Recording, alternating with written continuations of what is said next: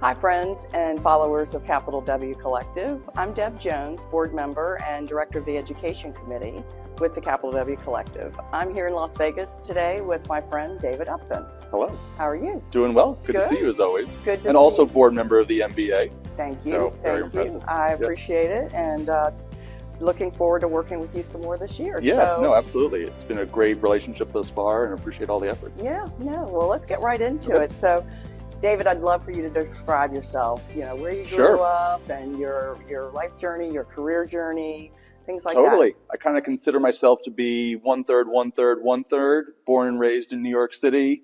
Dad retired early, moved me out to Colorado. So I became a ski bum for a long time in Colorado, and then went to school at George Washington University in D.C. So now kind of the last third is D.C., Annapolis, Maryland. Work at, obviously, the Mortgage Bankers Association. So I think I've literally made it about 4 blocks from GW's campus. So I think I'm moving up in the world, but haven't moved very far away from GW. So a little bit of New York, a little bit of Colorado, a little bit of Maryland and DC. That's great. Yeah. Well, and talk about your career journey and how you got there. Yes. To the MBA. Started off in financial consulting at a firm called Cambridge Associates, did performance reporting, team management, leadership.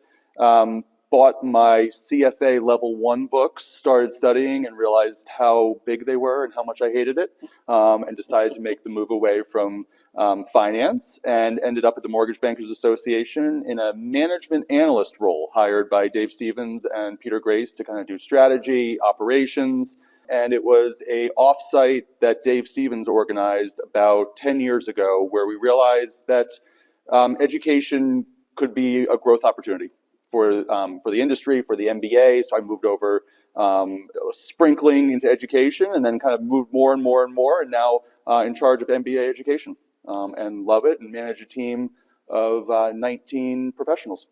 That's fantastic. And I know you are busy all the time with so many facets of the education. Yeah. Tell me a little bit more about the education program that you lead. So I think what a lot of people forget is we do both commercial multifamily and single family.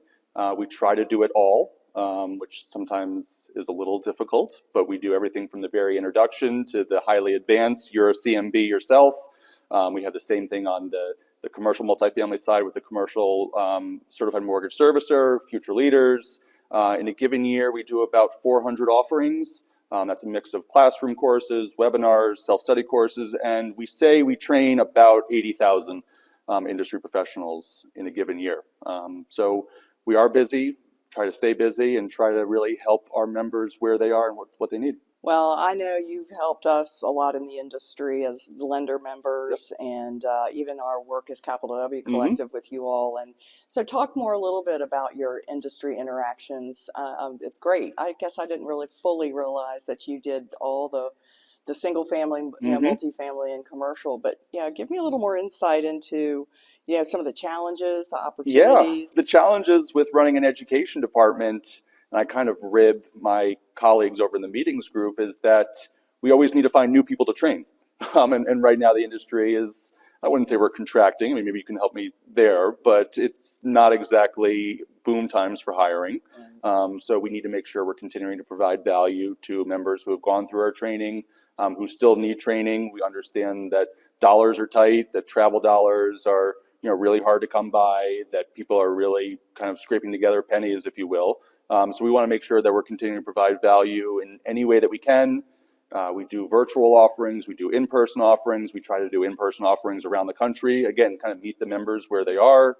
I think a lot of members probably don't know that we do private training, so we will come to your offices, whether you're in Carmel, Indiana, or Tulsa, Oklahoma, we'll come to you, we'll bring the materials, we'll bring the instructors. So again, it's trying to serve the members and make sure that they have the development opportunities they need to grow. Well, and I know there's programs that are free.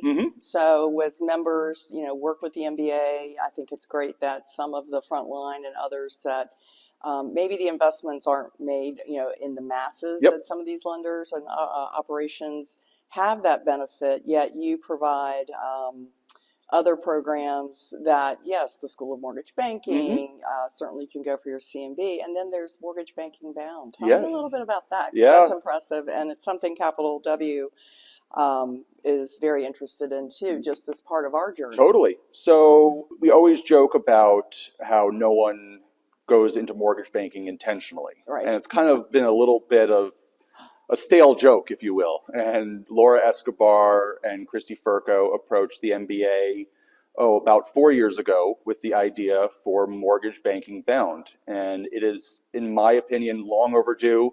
I don't know what we were doing for the longest time, but the idea is to put MBA education's content into the hands of colleges and universities and college students, and try to be much more intentional about showing people paths to mortgage banking, and then having them be just a little bit more job ready on day one. And I was quoted by the head of a large call center, I won't name the company's name, where he said it costs about $115,000 to onboard a new hire.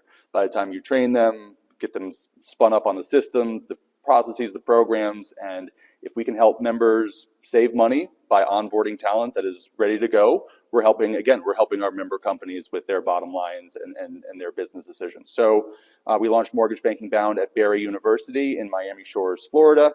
We're now at Middle Tennessee State University. We're expanding to University of Oklahoma. I don't know if that's actually been officially announced yet, but University of Oklahoma in the summer of 2026.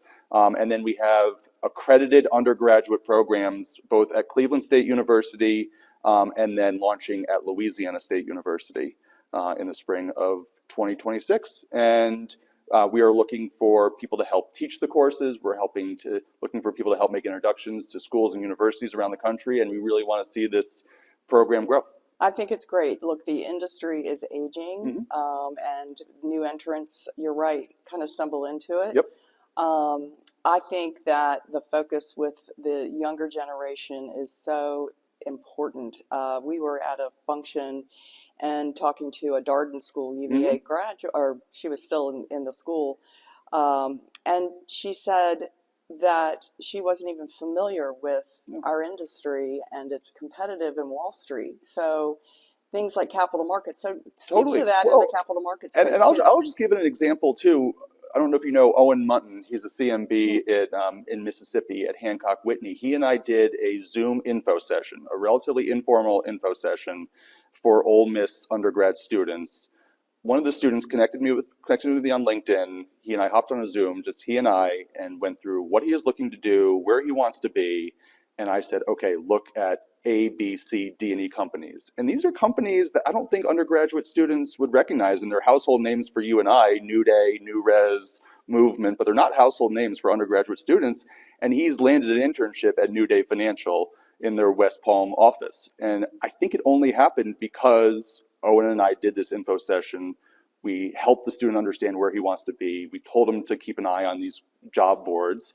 I set him up, so it's a little bit of mortgage banking bound in reverse. We're kind of reverse engineering, but I set him up with some MBA education training, so now he can go to New Day and be job ready. And these are the kind of conversations we need to be having.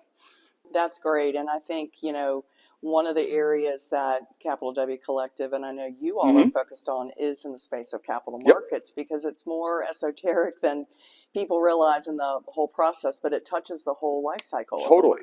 And so what's your focus there? I love what CapitalW is doing. You and Amy have a knack for delivering really complex concepts in a really digestible way. And we partnered with CapitalW on a module for our new board and senior executive training. And it just, again, you guys have a way of taking the uber complex and distilling it down to a way that's accessible to the next generation, to kind of people who just aren't steeped in this area. So it is a really nice complement to what we're doing at MBA Education. Well, and to that end, really, more about you and what maybe MBA is thinking about in the space of capital markets. What are some of the key mortgage industry issues that you all are facing, and how do those issues, kind of affect capital markets and that space? I mean, look, I think it's access to learning and development. And I think for a long time, capital markets has been this complicated box that's been a little bit of Wizard of Oz kind of behind this curtain, and people just haven't been exposed to the concepts and even just the fundamentals of capital markets training. And I think the industry probably does a great job on origination. I know MBA has, we've been heavily focused on underwriting, processing, servicing for a long time, but I do think capital markets training has been missed, and what you and Capital W have built with your fundamentals, your fundamentals, is that right? Training is needed. And I kind of want to continue with those efforts, both with MBA education, with Capital W. I've talked to you and Capital W about launching a school of capital markets. So we need to do better in this space. And it's for all industry professionals. No, I think that's great because it just helps everybody understand the life cycle. So, but you as an educator, because you are, what would you personally recommend to an individual where you think they may best be suited to start their capital markets career? Look, I'll just say I would start with Capital W, what you've built. It's accessible, it's free, I've seen what you've built, it's engaging, it's interesting. I think once you do that, then come on over to MBA education, School of Mortgage Banking. I think School of Mortgage Banking 1, at the very least, is a must for everyone in the industry. It is the heavy introduction to the residential loan life cycle, but it's also a tremendous opportunity to network and kind of grow your visibility in the industry. And then if you decide to go to School of Mortgage Banking 2 and 3 and your AMP and then your CMB, that's kind of your own journey. But to me, that's where you need to start. But it is setting aside the time and putting the effort in. No, that's great. And when you think about the individual roles at the lender companies, there's analyst roles, and I'm thinking, somebody coming in entry level, where would you say somebody just in their job, it's specifically might want to focus, their career first step? Sure. Yeah, so we have MBA Education has an Introduction to Mortgage Banking instructor-guided online course that is delivered about 6 times a year online, so no travel needed, super low cost. I think I failed to mention that the MBA does have the Path to Opportunity Scholarship, so if dollars are tight, students can apply and receive the scholarship up to 3 times in their career once per calendar year, and it does give you $1,500 worth of tuition assistance, which essentially covers really anything at MBA education, maybe excluding the Future Leaders Program, which is a little bit of a different beast kind of for those people at the AVP level. But, again, MBA, I've said it before, we know times are tight, budgets are tight. We really do try to make the training accessible, affordable, in kind of any format that meets the individual's needs. Well, and I think that's important because I think about if you're looking for a career in capital markets that first of all, it's not all analytics. There are roles in investor relations, product development, credit aspects that drive, what investors or private investors or portfolio lenders need. And so when you think about skill sets, it sounds like MBA and even Capital W have a way to provide unique training components, whether it's like I want to focus on analytics or I want to understand the basics or fundamentals of pricing to do the lock desk. Sure. That to me might be career paths. So when you all work with lenders and their staffs, do you consult with them more specifically about this is my job that I'm trying to fill with this entry-level person and these are the skill sets, and then you tailor? Yep, absolutely. It's hard to be everything to everyone. Right, so we kind of, I'm a golfer myself. We try to hit the ball down the middle of the fairway, not too far and not go into the rough. So it is hard to be everything to everybody. But yes, we do have about 4 dedicated subject matter experts on staff. All of our instructional designers have heavy industry experience, but our content is updated, curated, and created with industry consultation, with the CMB Society, with people who are doing the work. Again, mortgage banking bound. I think one of the exciting pieces about it is that it's not taught by a professor at the school. It is taught by industry professionals. So we leverage heavily our member companies to kind of guide our decision making and our curriculum. That subject matter expertise is key. And that's what, and when I think about Capital W, I think about the collective, whether it's, our partnership where we can help, in the in-kind sponsorship with each other. And then certainly just trying to find those individuals, which helps them to pay it forward, which is what I think we're all both about, right? As people. And as our respective entities that we bring, to the industry. Absolutely. And I love the word collective because it does take a collective. It does Right. take a village. If you think I'm writing all the programs Yeah. or Amy, we No. can't do it. We are working with some individuals right now on our fundamentals of hedging and some other aspects. We've expanded our committee and Good. you know, it's like we talked about the other day. What do you need? How can we help? If we can't help, who can we recommend that can help? Because it is a network and a collective, to your point. No, and one of my favorite things to do is if MBA education doesn't have it, thrilled to recommend partner companies, and Capital W has certainly become one of those. Well, that's fantastic. Yeah. Well, what do you think it's going to take to get more diversity into capital markets? That's a tough one, especially in today's environment. You know, it's taboo in some ways, but it's not really about that. To me, it's diversity of thinking, not diversity of anything else. And people know this. I am highly active on LinkedIn. I think it just takes intentional outreach and finding the people who are maybe the diamonds in the rough, maybe who are those stones that haven't been polished yet, and saying, hey, I see you for this program. You would be a great fit for education. I do that with future leaders all the time. I do it with the CMB Society. Sometimes people just don't know what they don't know. So I think in terms of diversity, I mean, again, we have the Path to Opportunity Scholarship, which is available year-round. The money is there. Please take advantage of it. But then come to me, come to people like you, Amy, and let's have the conversation about where you should be, where do you want to go.